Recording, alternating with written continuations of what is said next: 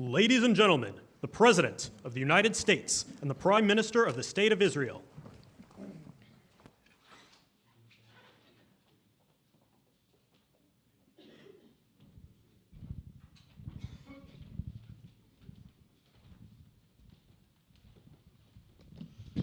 Thank you very much, everybody. So this is a big day, a beautiful day, potentially one of the great days ever in civilization. Things that have been going on for hundreds of years and thousands of years. At least we're at a minimum very, very close, and I think we're beyond very close. And I want to thank Bibi for really getting in there and doing a job. We've worked well together, as we have with many other countries, both of us, with many other countries, which is the only way this whole situation gets solved. And I'm not just talking about Gaza. Gaza is one thing, but we're talking about much beyond Gaza. The whole deal, everything getting solved. It's called peace in the Middle East. So today is a historic day for peace, and Prime Minister Netanyahu and I have just concluded an important meeting on many vital issues, including Iran, trade, the expansion of the Abraham Accords, and most importantly, we discussed how to end the war in Gaza, but it's just a part of the bigger picture, which is peace in the Middle East, and let's call it eternal peace in the Middle East. So this is far more than anybody expected, but the level of support that I've had from the nations in the Middle East and surrounding Israel and neighbors of Israel has been incredible, incredible. Every single one of them.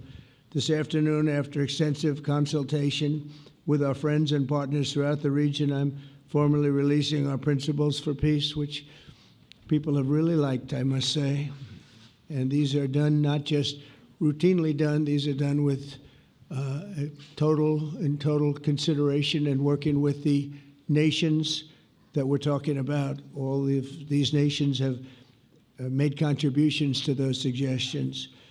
I want to thank the leaders of many Arab and Muslim nations for their tremendous support in developing the proposal, along with many of our allies in Europe. Europe has been very much involved, and as I was called by many of the European leaders, most of them saying, "Is this true? Are you really doing peace in the Middle East? This is the most incredible thing we've heard." Some think it's the biggest thing they've ever heard. They called just to find out, was it just a rumor or is it actually done? And then they said, have you spoken to the Arab leaders? Have you spoken to all of the other leaders that we have to get? A lot of people involved in this one. I also want to thank Prime Minister Netanyahu for agreeing to the plan and for trusting that if we work together, we can bring an end to the death and destruction that we've seen for so many years, decades, even centuries, and begin a new chapter of security, peace, and prosperity for the entire region.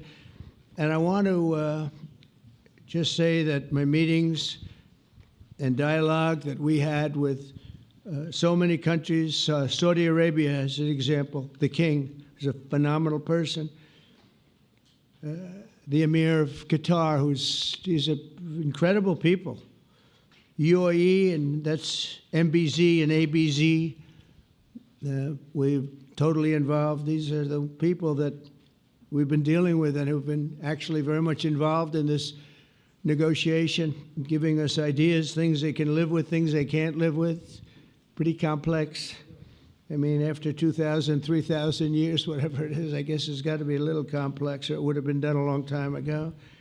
The King of Jordan was with us, as you know, in the United Nations. The President of Turkey, President Erdogan, is a friend of mine, a strong man, but a good man. President of Indonesia, somebody who's an amazing leader, Prabowo. He is an amazing leader and respected by everybody. He was in the room with us. We were together with most of these people that I'm mentioning. Others were by phone or the next day. The Prime Minister and the Field Marshal of Pakistan, they were with us right from the beginning, incredible. In fact, they just put out a statement that they fully believe in this pact. It just came out just as I was walking around. They said, sir, you have a big notice from the Prime Minister of Pakistan and from the Field Marshal that they back this 100%. President El-Sisi of Egypt, who's terrific. And these are people I've gotten to know over the years. I mean, I would say it started around 2015 and then went into 2016 when the presidency officially began. But I've known him actually for a long time, and there are many cases really great men. I can't say in all cases, but I will tell you in many cases they're great men and some great women too. They tend to be mostly men, however, I will say that.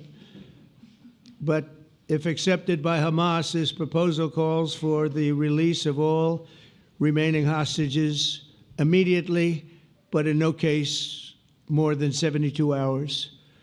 So the hostages are coming back, and I hate even saying this from the standpoint, doesn't sound right, but it is so important to the parents. The bodies of the young men, I believe in almost all cases, the young men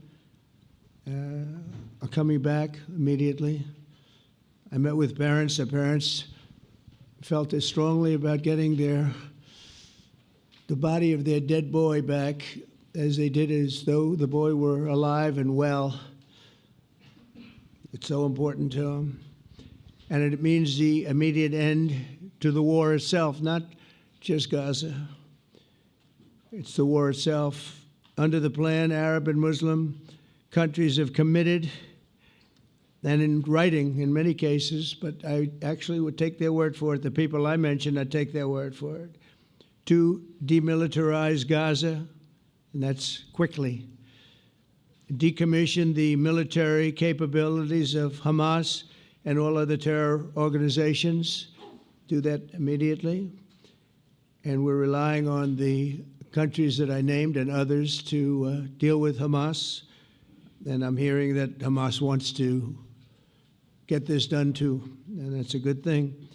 And destroy all terror infrastructure, including the tunnels, weapons of production facilities. They have a lot of production facilities that we're destroying. They'll also help train local police forces in the areas that we're discussing right now, in particular in and around Gaza, working with the new transitional authority in Gaza. All parties will agree on a timeline for Israeli forces to withdraw in phases. They'll be withdrawing in phases. No more shooting, hopefully, as progress is made toward achieving these goals. Arab and Muslim nations need to be allowed the chance to fulfill these commitments of dealing with Hamas. They have to deal with them because they were the one group that we have not dealt with. I haven't dealt with them. But the Arab countries are going to, and Muslim countries are going to be dealing with Hamas, and I believe they've already been there. I think they probably have an understanding, and they haven't maybe mentioned that, but I would imagine they do, otherwise they wouldn't have gone as far as they've gone.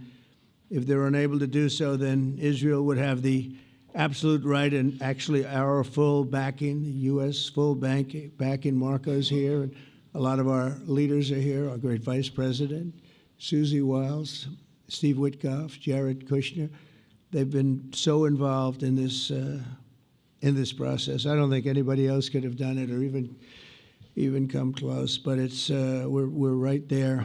We're right there. First time in thousands of years, I think you can probably say, if you really look into it, if you study back, if you're a scholar, you would say thousands of years. Israel would have my full backing to finish the job of destroying the threat of Hamas. But I hope that we're going to have a deal for peace. And if Hamas rejects the deal, which is always possible, they're the only one left. Everyone else has accepted it. But I have a feeling that we're going to have a positive answer. But if not, as you know, Bibi, you'd have our full backing to do what you would have to do. Everyone understands that the ultimate result must be the elimination of any danger posed in the region, and the danger is caused by Hamas. The tyranny of terror has to end, and this is, again, something that we're looking for. This is eternity. This is for forever. To ensure the success of this effort, my plan calls for the creation of a new international oversight body, the Board of Peace, we call it, the Board of Peace, sort of a beautiful name, the Board of Peace, which will be headed not at my request, believe me, I'm very busy, but we have to make sure this works. The leaders of the Arab world and Israel and everybody involved asked me to do this, so it would be headed by a gentleman known as President Donald J. Trump of the United States. That's what I want, is some extra work to do, but it's so important that I'm willing to do it, and we'll do it right, and we're going to put leaders from other countries on, and leaders that are very distinguished leaders, and we'll have a board, and one of the people that wants to be on the board is the UK former Prime Minister, Tony Blair, good man, very good man, and some others, and they'll be named over the next few days, and it'll be quite the board. Working, everybody wants to be on it now. I don't know if that had anything to do. They named me and everybody else wanted to be on it. I guess they figure, well, he's a soft touch. He'll be easy to deal with. Working with the World Bank and others, it will be responsible for recruiting and training a new government that will be made up of Palestinians along with highly qualified experts from all around the world. Hamas and other terrorist factions will play no role in the board, but they'll play no role in the governance of Gaza at all, directly or indirectly. As you know, thousands of Hamas leaders have been killed and soldiers have been killed. And we can never forget October 7th, but thousands have paid the price for that. And now it's time to get our hostages back and get back to trying to build something that's really great and very important. In our meeting today, Prime Minister Netanyahu was very clear about his opposition to a Palestinian state. And he continuously mentions October 7th, and I understand that. Most people do. And I understand and respect his position on many things, but what he's doing today is so good for Israel. I notice that they have large crowds gathering in Israel all the time, and they have my name up. They like me for whatever reason, maybe, I don't know, but they do like me. But they say two things: please get the hostages back, and please end the war. They've had it. It's had it. So I think it's a very popular thing you do, because he's a warrior. He doesn't know about getting back to a normal way of life, but he is a warrior, and Israel's lucky to have him. But now the people want to get back to peace. They want to get back to normalization in a true sense. Several countries have foolishly recognized the Palestinian state. As you know, some of our European friends, allies, good people, but they're really, I think, doing that because they're very tired of what's going on for so many decades. They've been presidents and prime ministers for years, and during this time, having to do with the Middle East, all they're doing is talking about the same thing over and over. They want to see it get back. And nobody wants that more than me, or I believe Bibi too. But the people of Israel want it. They really want it. They want the hostages back. That includes the probably 32 bodies that we're talking about, 20 people that are living, 32 or so people that are dead, and they want to have peace. So let us not forget how we got here. Hamas was elected by the Palestinian people. Israel withdrew from Gaza thinking they would live in peace. Remember that a long time ago? They withdrew. They said, you take it. This is our contribution to peace. But that didn't work out. That didn't work out. It was the opposite of peace. They pulled away. They let them have it. And I never forgot that, because I said, that doesn't sound like a good deal to me. As a real estate person, I mean, they gave up the ocean, right? Ron, they gave up the ocean. They said, who would do this deal? And it still didn't work out. They were very generous, actually. And they gave up the most magnificent piece of land in many ways in the Middle East, and they said, all we want to do now is have peace, and that request was not honored. Instead of building a better life for the Palestinians, Hamas diverted resources to build over 400 miles of tunnels and terror infrastructure, rocket production facilities, and hid their military command posts and launch sites in hospitals, schools, and mosques. So if you went after them, you'd be after them, and you wouldn't even realize you ended up knocking out a hospital or school or a mosque. A terrible thing, terrible, terrible way to have to fight. No fight is good, but that's a real bad one. So there are many Palestinians who wish to live in peace. Many. I've seen so many of them. And they have support. And I challenge the Palestinians to take responsibility for their destiny, because that's what we're giving them. We're giving them responsibility for their destiny, fully condemn and prohibit terrorism and earn their way to a brighter future. They don't want the life that they've had. They've had a rough life with Hamas. If the Palestinian Authority does not complete the reforms that I laid out in my vision for peace in 2020, they'll have only themselves to blame. We're giving them an amazing footprint, and they have amazing support from the leaders of the Arab world and the Muslim world, the great leaders. These are great leaders. These are unbelievable leaders that have built great countries and very wealthy countries. What the future holds for the Palestinians, no one really knows, but the plan that we put forward today is focused on ending the war immediately, getting all of our hostages back, getting everything back. Hard to believe when you even say it, and creating conditions for durable Israeli security and Palestinian success. Israeli security is going to be involved. We're going to help you. We'll be there with you in terms of helping with security. We want to make sure it works. We just want to make sure it works. There shouldn't be a shot fired. Now, there will be, I guess, because that's the way it seems to be, but there shouldn't have to be within a few days. There shouldn't have to be a shot fired. Maybe for eternity. Wouldn't that be nice? I hope it's true. I can tell you the leadership of that region feels that there's a good chance of it being true. So this will lead to this agreement that we're talking about will lead to a sustainable long-term peace. No president in history has been a greater friend of the state of Israel than I have, in addition to negotiating the Abraham Accords. I like to say it that way because the real people, that's what they call Abraham. I would say Abraham, but it's so much nicer when you say Abraham. So much more elegant. But the Abraham Accords are amazing. Jared, you did that along with your group of geniuses, and nobody thought that could be done. We have 4 countries, and Sleepy Joe Biden didn't do a thing. He didn't even know what the hell they were. He should have had them fold up. But I think this will also lead to packing them. And who knows, maybe even Iran can get in there.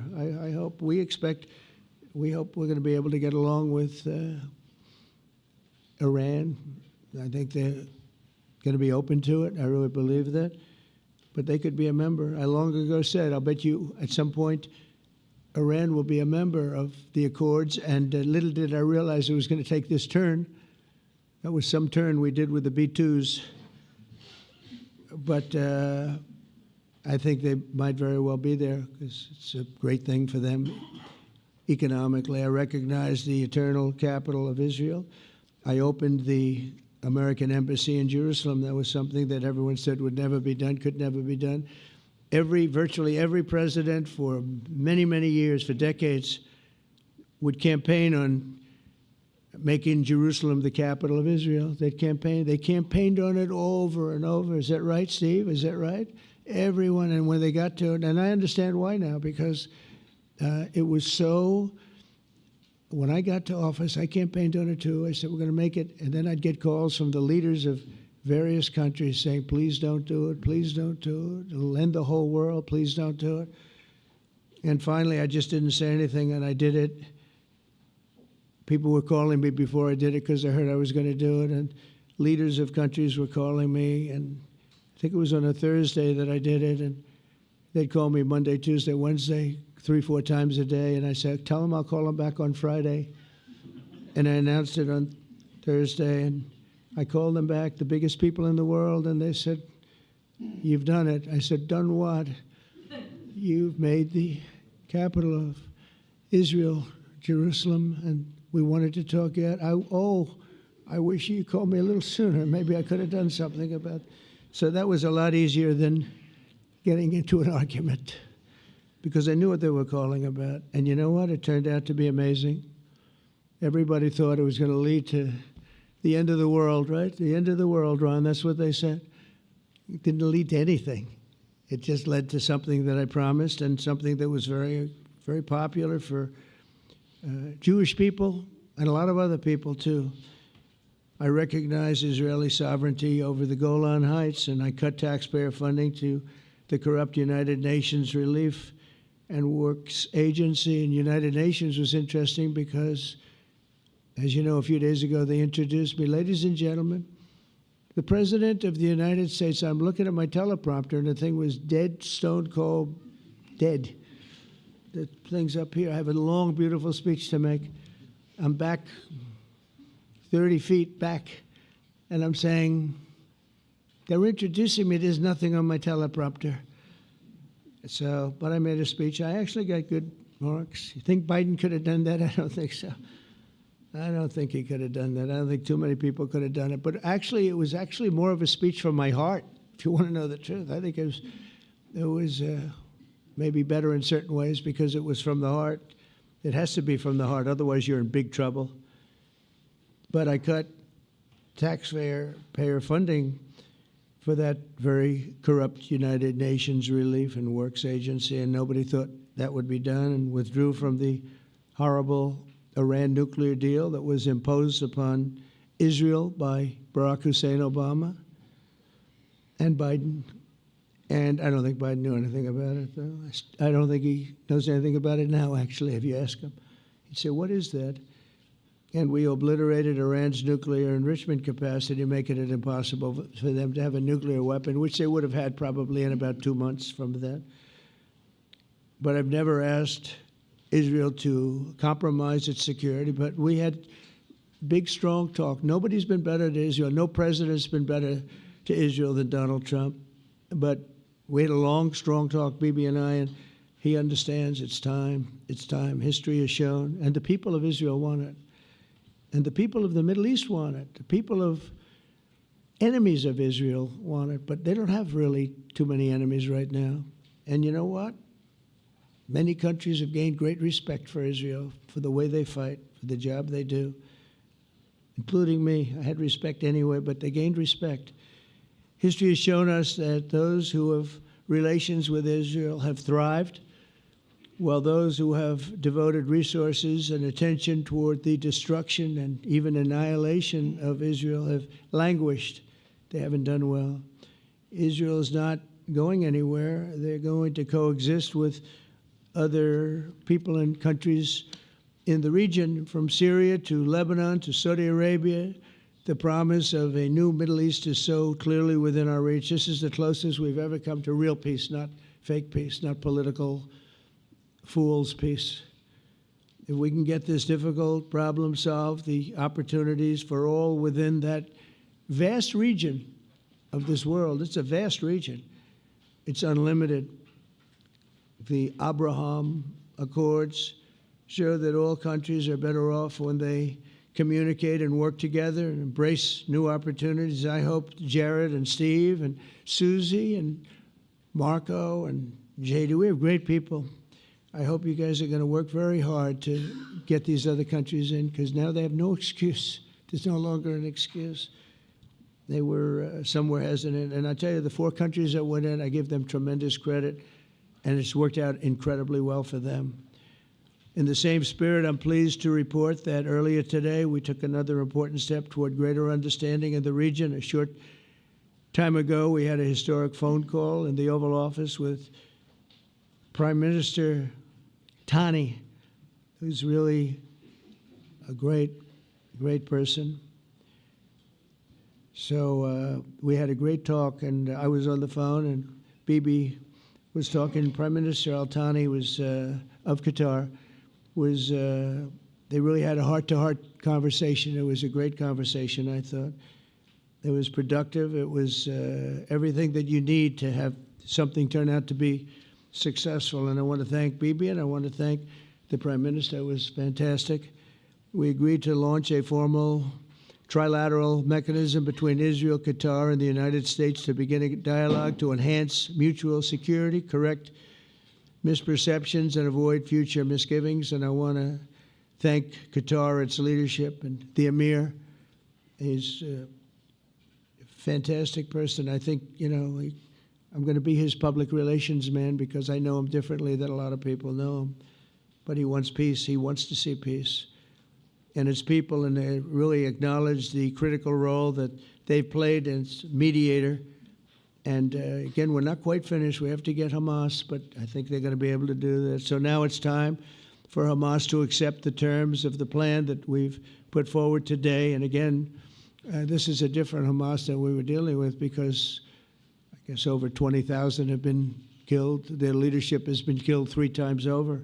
So you're really dealing with different people than we've been dealing with over the last 4 years, 5 years. Everyone has done their part and come to the table in good faith. Our Arab and Muslim partners are fully prepared to step up and fulfill their commitments for the benefit of the people of Gaza and the entire region. They're willing to step up and do a lot. They really are. There are a lot of good people involved. Everybody who wants to see an end to the violence and destruction should be united in calling for Hamas to accept the extremely fair proposal so that we can end the war and get us back our hostages right now and have everlasting peace. And I look forward to having relationships with everyone. As the chairman of the board, I'll be involved, and we'll have meetings with some very smart people that'll be working over there to make sure that we haven't just been wasting time with an agreement that doesn't get done. The task of building peace will not be easy. There are some of the hardest problems in the world to solve, and that's why it's been going on for so many centuries. But too many lives are at stake not to try, and this is more than a try. I mean, I think this is something that gets done when you have virtually every country, and these are powerful, powerful countries that have a lot of money, and the money can make things happen. A lot of countries try, and they don't have any money. These are very rich countries that can make things happen. So together we'll forge a much safer and more hopeful future for everybody, including Israel. And I want to thank Prime Minister Netanyahu for his partnership. And I want to thank all of the leaders, the kings and the emirs and the presidents and prime ministers, people I mentioned. And they've been absolutely fantastic to work with. And it's just happened very quickly. It's happened from a couple of weeks before I had a couple of meetings, but a couple of weeks before we went to the United Nations. And we had some incredible meetings. It all came to place. It all took place, and everybody wanted to be a part of it. I don't have anybody that's saying we don't want anything to do with it. It's just the opposite. And I'll tell you, a year ago, I don't think we would have had this kind of participation, Mr. VP, right? I don't think we would have had. It's been amazing. The participation was 100%. Everybody wants to be a part of it, and everybody, those very strong countries, everybody wants it to work. So. Bibi, congratulations on this. I think this will be your crowning achievement, frankly. If this all works out, we think it will. It's going to be your crowning achievement, and I want to thank you very much for being here. Thank you, please. Thank you. Thank you. Mr. President, first I want to thank you for graciously hosting me once again in the White House. And second, I want to thank you for your friendship and for your leadership. From Jerusalem to Tehran, from the Golan Heights to Gaza, you've proven time and again what I've said many times. You are the greatest friend that Israel has ever had in the White House. And Mr. President, you and I both know it's not even close. While you focus at home on making America great again, your leadership abroad is changing the world for the better, ending wars, and advancing peace.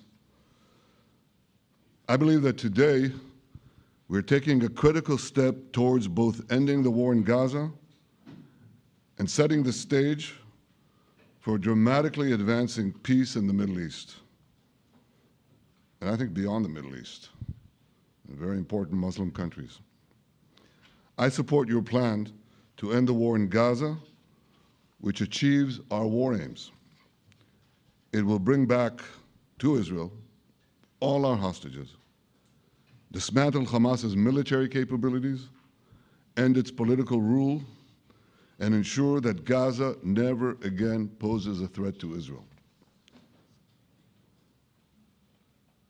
We would not have achieved this turning point without the courage and sacrifice of our incredibly brave soldiers.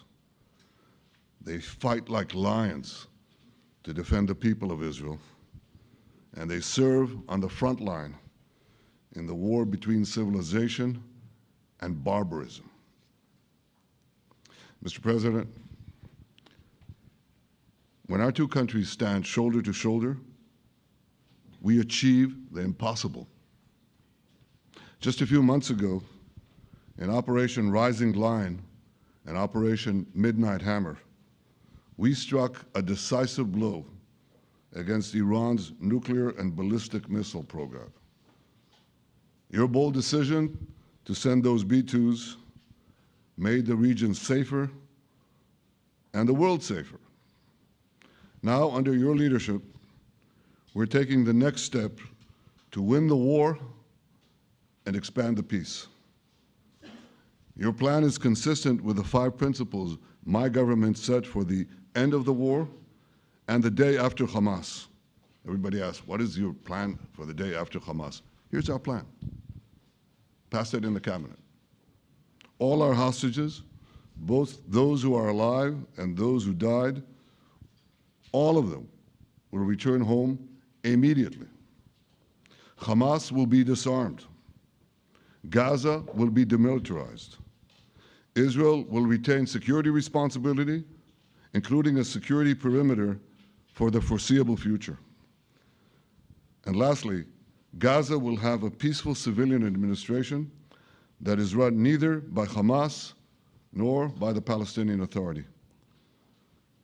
If Hamas agrees to your plan, Mr. President, the first step will be a modest withdrawal, followed by the release of all our hostages within 72 hours.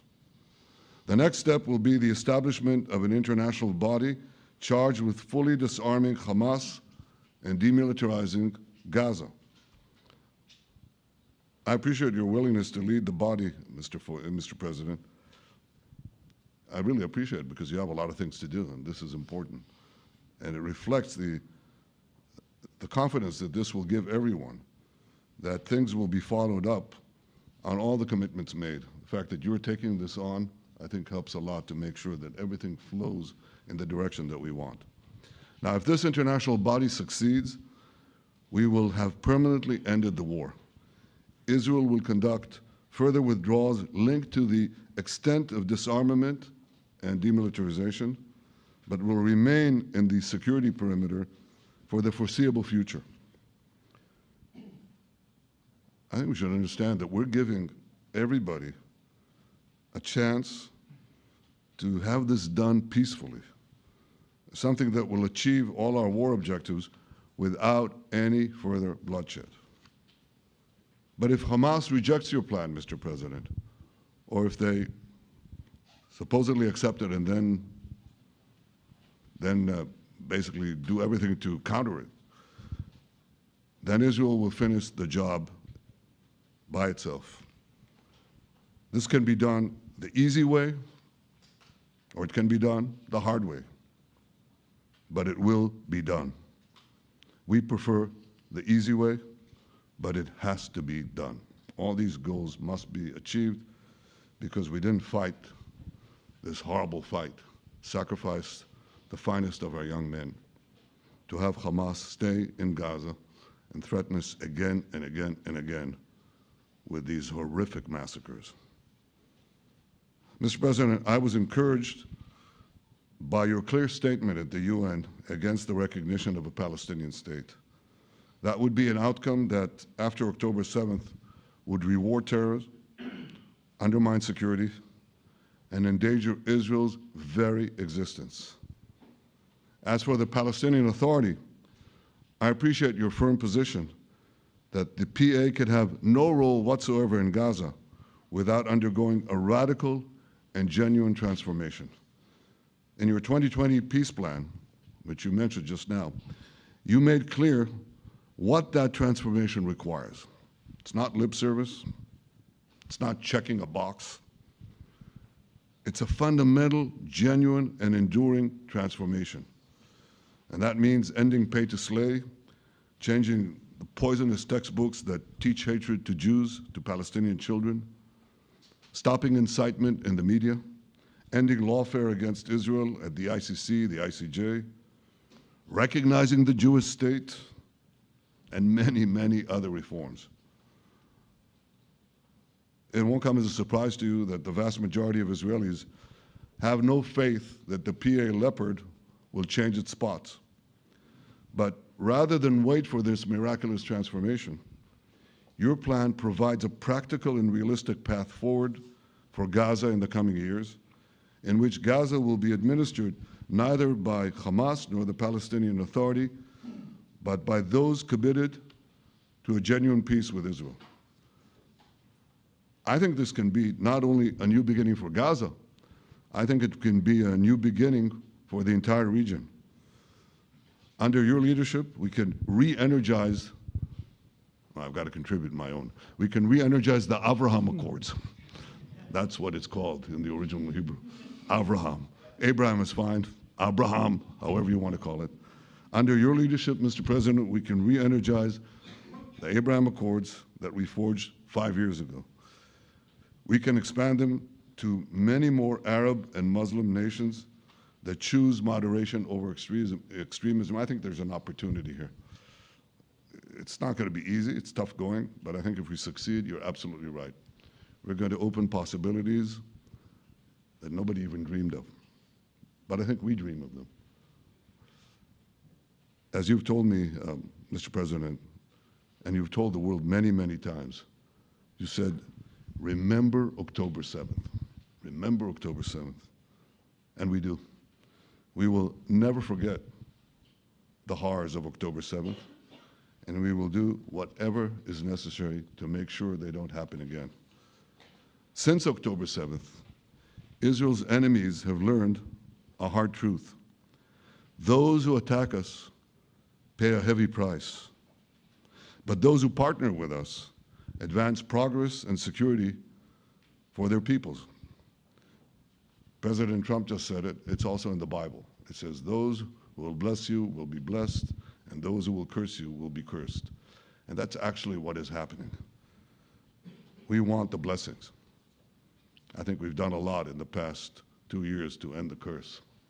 We're not finished, but we've done a lot. And we've done a lot together to end the curse. I want to thank your entire team for their efforts to get to this point. I especially want to thank Steve Witkoff and Jared Kushner for their indefatigable work to bring Israel and Arab states in the region closer together. I am deeply grateful to both of them for their work. We had a phone call today just to make it clear. I said to the Prime Minister of Qatar, Israel was targeting terrorists, wasn't targeting Qatar.